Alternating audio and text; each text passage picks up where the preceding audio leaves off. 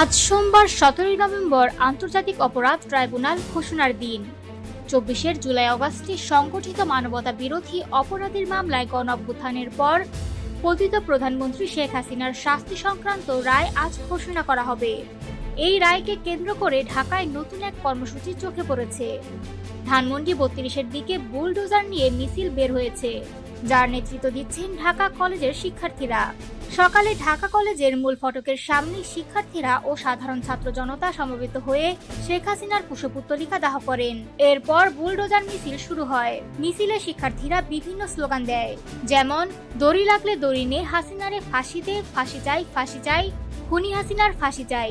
এই মিছিলের মূল লক্ষ্য শেখ হাসিনার বিরুদ্ধে গণতান্ত্রিক ও ন্যায় বিচারের দাবি উত্থাপন এবং তার স্মৃতিচিহ্ন মুছে ফেলার উদ্যোগ। আয়োজকদের বক্তব্য, ধানমন্ডি 32-এর বাড়িটি ভেঙে সেখানে একটি খেলার মাঠ তৈরি করা হবে।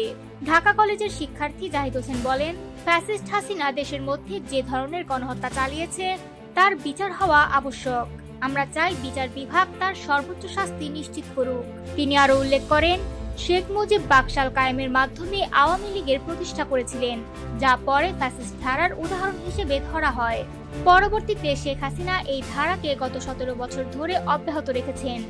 আজকের এই কর্মসূচি মূলত সেই ফ্যাসিবাদকে প্রতিহত করার এবং গণতান্ত্রিক ইতিহাসকে সংরক্ষণের লক্ষ্য নিয়ে অনুষ্ঠিত হচ্ছে। ধানমন্ডি 32-এর বাড়িকে বুলডোজারের মাধ্যমে নির্মূল করা হবে একটি প্রতীকী পদক্ষেপ, যা ইতিহাসে নতুন অধ্যায় হিসেবে চিহ্নিত হবে।